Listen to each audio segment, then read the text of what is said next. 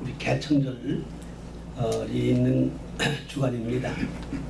그래서 무슨 말씀 드릴까 하다가 이 단군의 개천절 이런 제목으로 말씀을 드리려고 그렇게 생각을 합니다.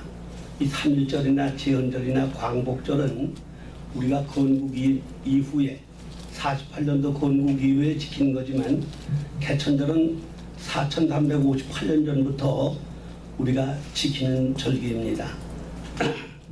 이것은 대한민국이 최초의 이 조선이 세워질 때에 건국하면서 이 단군이 이제 그 개천절을 세웠는데, 이 개천이라는 말은 10개자 하늘전자 하늘이 열린다, 이게 그런 뜻인데, 성경에 보면은 하늘이 열린다는 성경이 여러 군데 나옵니다.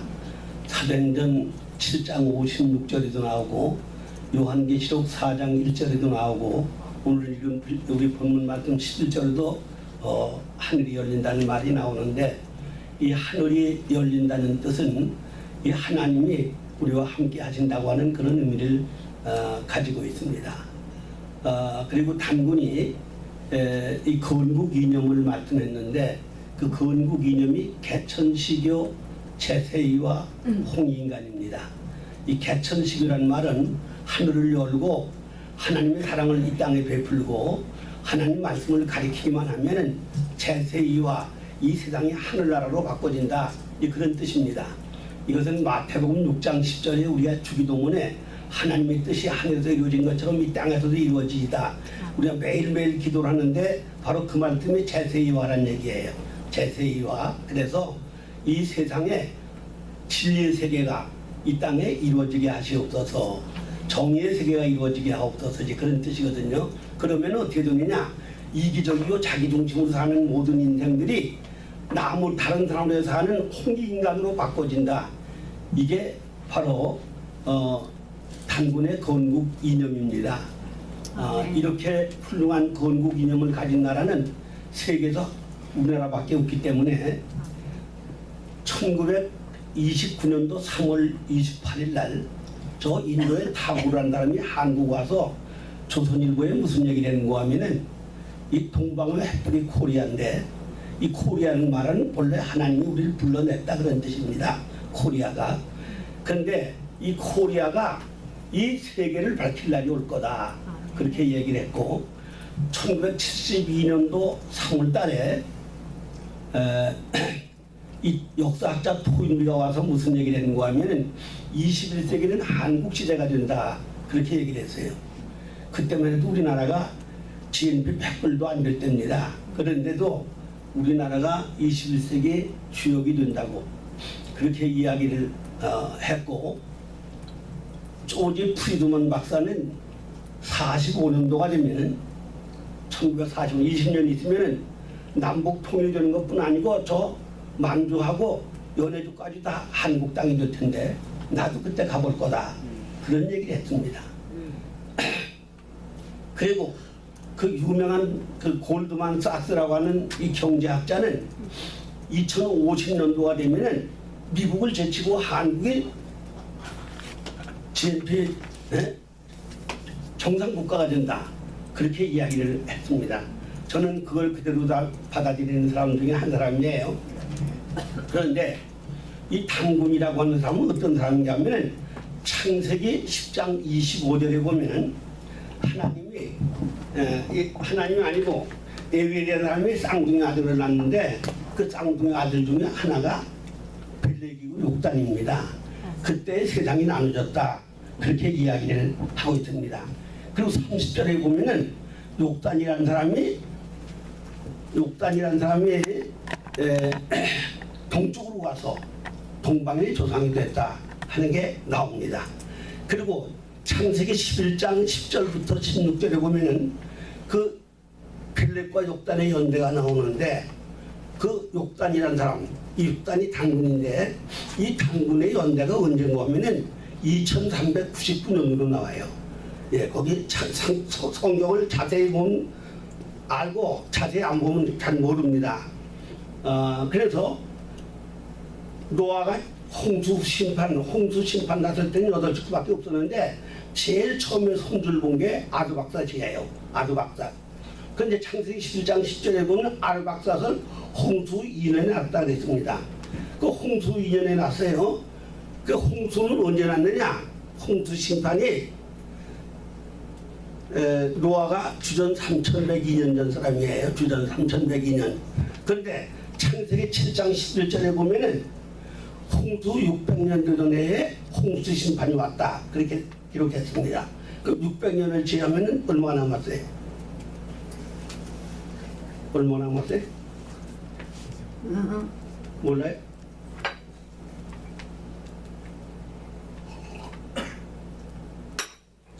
2502년이 되는 거죠. 3102년에서 600을 지하면은 2502년이 되는 거예요. 그런데 아르박삿은 홍수 2년에 태어났어요. 그래서 아르박삿은 세라를 몇 살에 낳느냐? 30세에 낳았다 그래서 30세. 그럼 30세에 낳았으면은 홍수 2년을 더하면 32세예요. 근데 그 셀라는 에벨을 몇 살에 낳느냐? 35세에 낳았다고 그랬어요. 그럼 35가 들어가면 32에서 35가 들어가면 얼마예요? 67이죠. 67. 그 16절에 보면 에벨이 쌍둥이 아들을 낳는데 그때가 언제냐? 에벨이 34세에 낳았다. 그렇게 16절에 기록이 되어 있어요. 그러면 67에서 34가 들어가면 얼마예요? 101년이에요. 101년. 그러면 홍수 후 103년에 낳았다 그런 얘기예요. 홍수 2년에서 아르박삿을 낳고 아르박삿이 30세에 셀라를 낳고 셀라가 35세에 에벨을 낳고 에벨이 34세에 벨렉과 욕단을 낳았다. 그렇게 되면은 홍수 103년에 이 벨렉과 욕단을 낳았다 그런 얘기죠. 욕단에는 주전 2399년에 태어난 사람이에요. 욕단이라는 사람이. 그런데 그 사람이 최초로 홍수 후에 최초로 동쪽으로 가가지고 동방 사람이 조상이 된 겁니다. 아멘. 그게 바로 창세기 10장 3절에 나오는 얘기예요. 자, 그런데 2333년이 나라 세운 조선을 세운 게 바로 2333년. 이게 단기인데 2025년에서 2333년이 들어가면은 금년이 얼마예요? 88. 58. 예, 58년이죠. 58. 네. 이게 2300? 아니, 2358년. 주전. 이게 4358년 되는 거죠. 자, 그런데 그 단군이 건국이념이 아까 얘기했듯이 개천시교 제세이와 홍익인간이라고 했거든요. 그 말이 하늘을 열고 하나님 사랑을 베풀고 말씀을 가리키면은 이 세상이 하늘나라로 이루어지고 모든 사람은 홍익인간으로 바꿔진다. 이 홍익인간이 고린도전서 10장 33절에 나오는 얘기입니다. 모든 사람에게 유익을 준 사람이 되라. 네, 그렇게 얘기를 했어요. 홍익인간. 예. 근데 이렇게 훌륭한 건국 이념을 가진 나라가 세계에서 한국밖에 없기 때문에 그래서 토인비 박사는 21세기는 한국 시대가 된다. 이렇게 훌륭한 건국 이념을 가진 나라가 한국밖에 없기 때문에 한국이 세계를 지배할 거다. 그런 얘기를 했어요. 그런데 이 욕단이가 동쪽 산으로 갔다. 그 창세기 10장 30절 한번 누가 읽어보실까요? 창세기 10장 30절. 그들이 거주하는 곳은 메사에서부터 스발로 가는 길의 동쪽 산이었더라. 네, 동쪽 산이었더라. 이 동쪽 산이 어디냐? 요즘 유튜브에 나오는 거 보면은 백두산이 동쪽 산이었다 이렇게 그렇게 얘기를 합니다. 그런데 유튜브에는 그렇게 나와요. 백두산이 동쪽 산이었다. 그런데 이 욕단이가 동쪽 산으로 갔다는 게 보통 문제가 아닙니다. 이게 그 동쪽 산이 어딘가 하면은 창세기 2장 8절 한번 보세요. 2장 8절.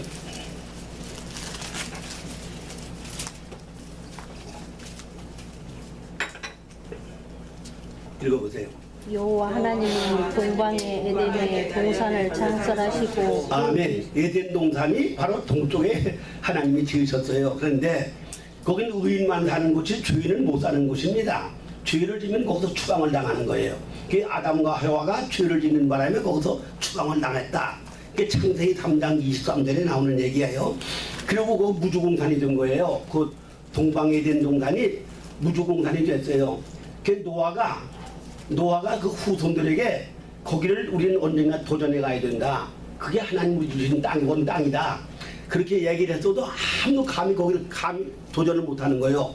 그런데 욕단이 거길 도전해 간 겁니다. 그 에덴 동산 동쪽산이라는 게 바로 에덴 동산을 찾아간 거예요. 에덴 동산. 그런데 그 에덴 동산으로 찾아간 이 욕단의 후손하고 저쪽에 있는 벨렉의 후손이 아브라함입니다. 벨렉이 르우를 낳고 르우가 수룩을 낳고 수룩이 나홀을 낳고 나홀이 데라를 낳고 데라가 아브라함을 낳고, 그래서 아브라함은 그 벨렉 욕단의 7대 손이 되는 거예요. 7대 손.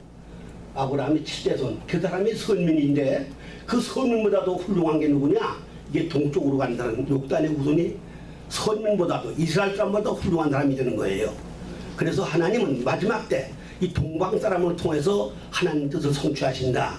이렇게 이사야 46장 11절에 예언을 하셨어요. 그리고 이사야 41장 2절에 보면 동방 사람에게 전 세계를 넘겨주겠다. 예, 그런 말씀이 나옵니다. 이 동방 사람은 저쪽에 선택받은 아브라함의 후손보다 더 훌륭한 사람들이 동방 사람이에요. 아멘. 그러니까 이 아브라함이 벨렉의 7대 손인데 욥이라고 하는 사람은 어떤 사람이냐? 욥은 동방에서 제일 훌륭한 사람이다. 그렇게 욥기 1장 3절에 나와요. 그런데 8절에는 욥은 왜 세상에서 제일 훌륭한 사람이다 이렇게 나옵니다. 그러니까 욥하고 아브라함은 같은 족장시대 사람이에요. 그러니까 왕제도가 있기 전에는 사사시대였고 사사시대 전에는 족장시대였는데 그 족장시대 사람이 아브라함이고 욥인데 욥하고 아브라함하고는 아주 비교 안 될 정도로 욥은 아주 훌륭한 사람입니다. 욥기 1장 8절에 보면은 이 욥같이 훌륭한 사람은 세상에 없다. 마귀 보고 너 욥 좀 한번 시험해봐.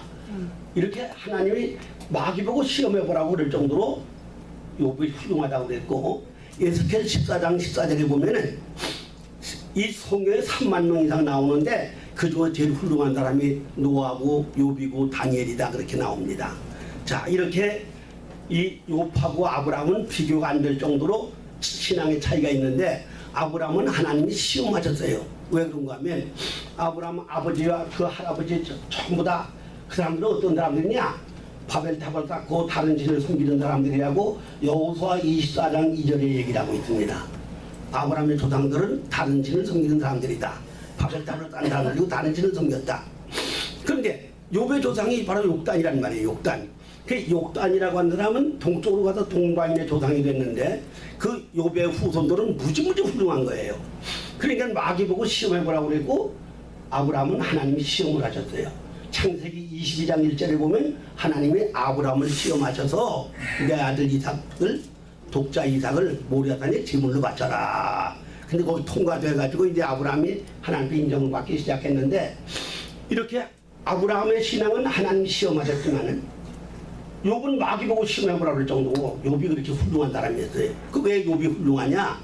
욥은 욕단의 후손이고 아브라함은 벨렉의 후손이기 때문입니다. 우리는 이스라엘 백성이 아주 대단한 줄 알지만 이스라엘 백성 유다 족속보다 동방인이 더 훌륭한 거예요. 동방인이 훨씬 더 훌륭한 거예요. 예. 이 동방인은 동쪽 산을 도전해 간 사람이니까 에덴 동산을 도전해 간 사람이 욕단이란 말이에요. 욕단. 그런데 그 욕단이가 그때 나라 세운 거는 66세가 되는 겁니다. 예. 그러니까 2399년에 태어났는데 2333년을 빼면은 66이 남는 거죠. 그래서 그 욕단이가 나라 세운 건 66세에 세웠다. 그런 결론이 나오는 겁니다. 그래서 저는 욕단이가 바로 단군이라고 믿는 사람이고 이 단군이 그렇게 건국 이념을 훌륭하게 만들어놔서 지금 한국 사람이 다 좋다고 유튜브에 많이 나오잖아요. 그런데 그게 왜 그렇게 됐느냐? 그게 옛날부터 홍익인간의 마음을 심어줘가지고 그렇게 다른 사람에게 유익하게 살려고 하는 그런 마음을 하나님 그 육단을 통해 심어줬기 때문에 우리 한국 민족은 우리 은혜를 알고 은혜를 보답하는 민족이다. 그렇게 보는 거죠. 근데 이 동방이라는 곳이 또 어떤 곳이냐? 동방은 성지 중에 성지입니다. 그 죄인이 못 살고 의인만 사는 것이고 죄를 지면 거기서 내가 쫓아버리는데 이게 동방이에요. 그래서 에덴 동산에 살았지만서도 쫓겨났잖아요. 그렇기 때문에 이스라엘에 12지파가 있었는데 12지파 중에서도 동쪽의 진칠자는 유다지파다. 그렇게 민수기 2장 3절에 말씀했어요. 자, 민수기 2장 3절 한번 읽어보실까요? 민수기 2장 3절.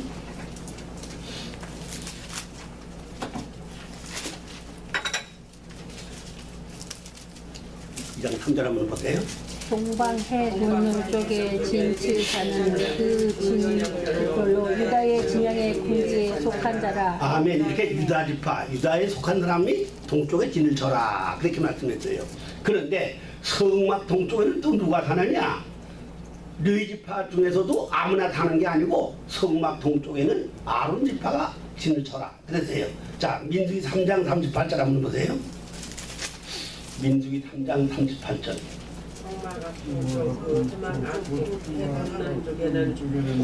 아론과 아론의 아들들이 진을 치고. 네, 이렇게 아론 지파. 이 아론 지파는 12지파가 내는 11조를 르이지파가 받아먹고 르이지파가 내는 11조는 아론 지파가 받아먹는 겁니다.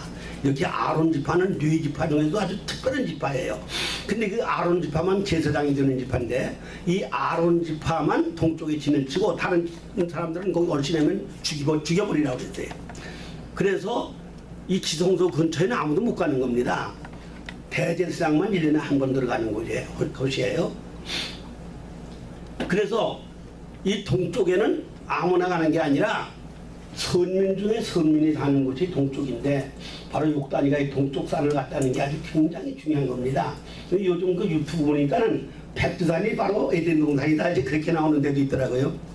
네, 저도 그렇게 믿고 있는 사람 중에 한 사람이에요.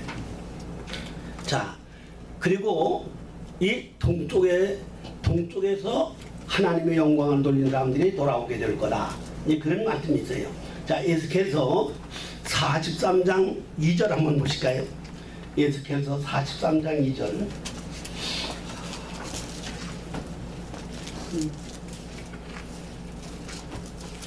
이스라엘 하나님의 영광이 동쪽에서부터 오는데 하나님의 음성이 맑은 물 소리 같고. 아멘. 네, 어디서부터 온다고요? 동쪽에서. 동쪽에서. 네, 동쪽에서 온다는 거죠. 하나님의 영광이 동쪽에서부터 온다.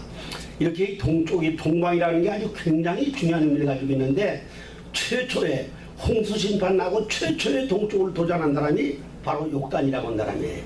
그 욕단은 단군이라고 그랬죠. 단군. 왜냐면 욕단의 연대가 단군 연대하고 똑같이 떨어지기 때문에 그래서 나는 욕단은 꼭 단군이다. 그리고 여러 가지 이제 증거가 좀 많은데 이 욕단이가 건국이념을 말한 게 4333년도 단기를 말하면서 건국이념을 말했는데 그때는 성경보다도 성경이 제오전 책이잖아요. 성경보다도 850년에 그 얘기를 한 거예요. 그게 바로 성경의 핵심입니다.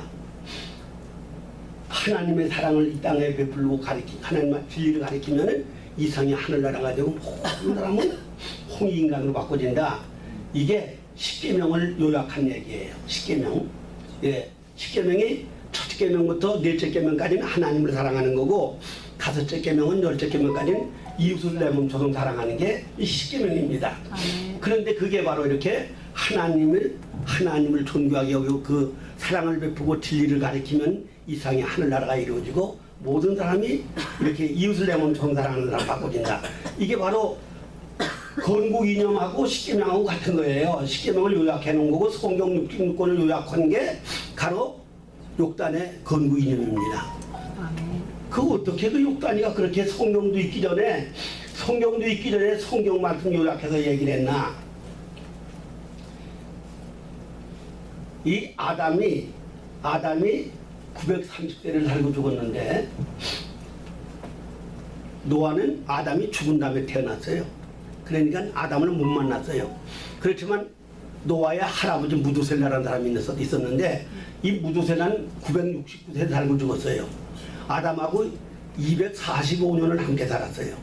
그래서 에덴 동산에 있었던 일을 아담이 아담을 통해서 무두셀라가 다 알고 있었고 무두셀라가 그거를 노아에게 전해줘가지고 알려줘가지고 무두셀라는 그 아버지가 라멕이고 라멕이 아들이 노아인데 그러니까 노아가 무두셀라의 손주예요 손주. 근데 그 손주하고 600년을 같이 살다가 홍수 심판 나던 바로 그해 이 무두셀라가 죽었어요. 그러니까 600년 동안을 노아하고 같이 살면서 에덴 동산에 있던 얘기를 다 해줘가지고 이 에덴 동산의 사건을 아는 사람은 노아 한 사람밖에 없었어요. 근데 이거를 800년 후에 모세가 기록했는데 그 어떻게 기록했느냐? 노아가 그걸 자꾸 구전으로 전해줘가지고 그 후에 800년 후에 모세가 창세기를 기록한 겁니다. 그런데 욕단은 그 노아 밑에서 직접 노아한테 직접 들은 거예요. 이게 직접 구전을 통해 들은 게 아니고 직접 들었어요. 그래서 민수기 24장 17절에 보면 비올로 메시아가 온다고 그랬는데 이 얘기까지 다 알고 있었기 때문에 저 신라 바크것에는 어디서 태어났어요? 알에서 태어났어요. 그 알이라는 뜻이 하나님이라는 뜻입니다. 하나님의 신성을 받았다 그런 뜻이에요 이게 말이죠. 그런데 그 바크것에 54년도 전에 비올로 오신 메시아가 오신다고 거기 역사에 기록이 되어 있어요. 신기하죠?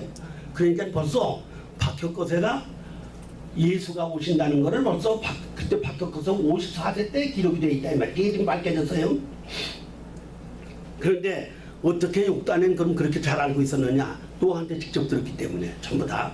그래서 성경 나오기 전에 성경에 있는 말씀을 얘기를 하게 되고 핵심을 얘기를 한 게 바로 개천시교 제설과 홍인간입니다. 그렇기 때문에 우리는 이 단군의 후손이라는 자부심 긍지를 가져야 되는 거예요. 네. 이사야서 41장 2절에 보면 마지막 때 하나님이 모든 세계를 이 동방인에게 넘겨주겠다.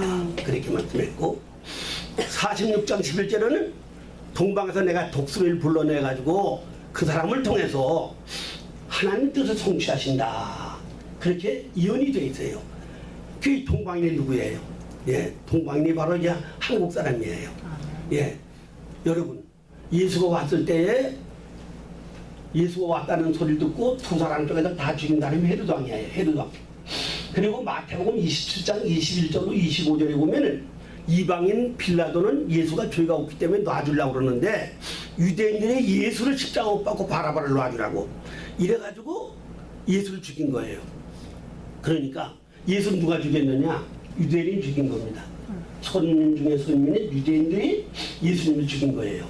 그런데 동방박사는 황금과 유황과 몰락을 갖다 주고 경배를 해가지고 예수님이 방에서도 못 자고 마을관에 잤어. 돈이 없어가지고. 그런데 애국으로 피난 갈 돈이 없는데 그 돈 가지고 애국 가서 피난 생활한 겁니다. 동방박사가 황금과 유황과 몰락을 대줘가지고 그 돈 가지고 애국 가서 피난 생활한 거예요. 어떻게 동방박사는 그렇게 알고 있었나? 이 동방박사는 욕단의 후손이기 때문에 예수가 오실 거를 다 노아한테 들었거든요. 이게 그 민수기는 모세가 기록했는데 그건 구전을 통해서 받아가지고 기록한 거고 욕단은 직접 들었기 때문에 그 후손들에게 전해줘가지고 이렇게 메시아가 올 걸 알고 있었기 때문에 지금 바깥에서 54년 전에 비올로 메시아가 오신다고 약속된 게 요즘 밝혀지고 있잖아요. 지금 말이죠.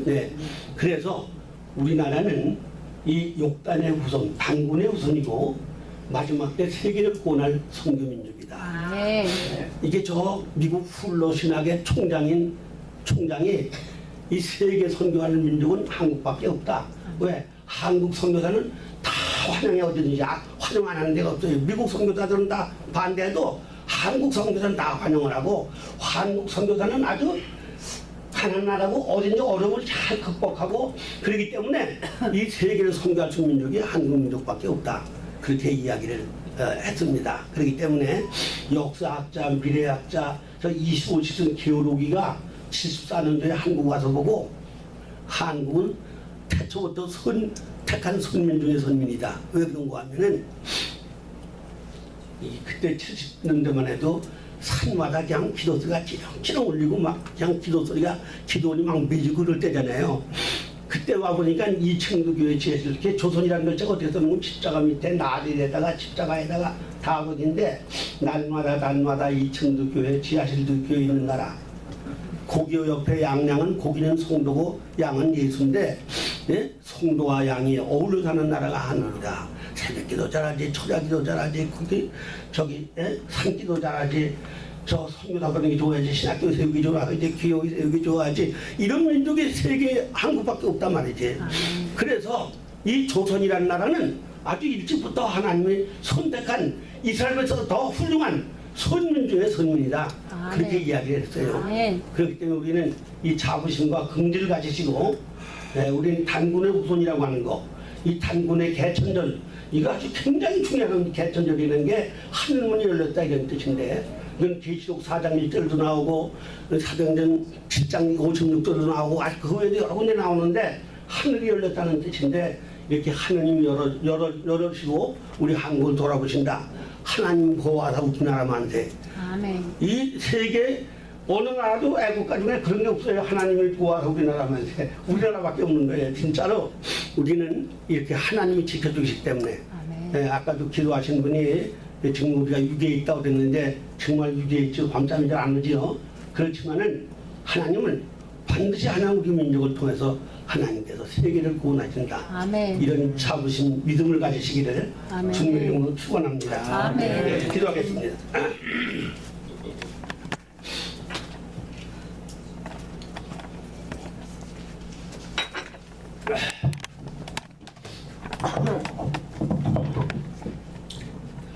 아무리 생각하고 생각해봐도 하나님의 사랑을 받을 만한 조건도 공로도 의도 없지만은 하나님께서 우리를 남달리 사랑해 주셔서 복음을 일찍이 접하게 도와주시고 이제 단군 같은 귀한 이제 선조를 세워주셔서 이제 훌륭한 건국 이념을 주심으로 우리나라가 우리나라 모든 백성들이 다 선하게 지음받게 하신 것을 감사드리며 이렇게 기독교 역사상 유례 없이 우리나라가 부흥된 것은 바로 단군의 건국 이념 속에서 우리가 이 복음을 받아들여서 불이 붙게 된 줄로 믿습니다.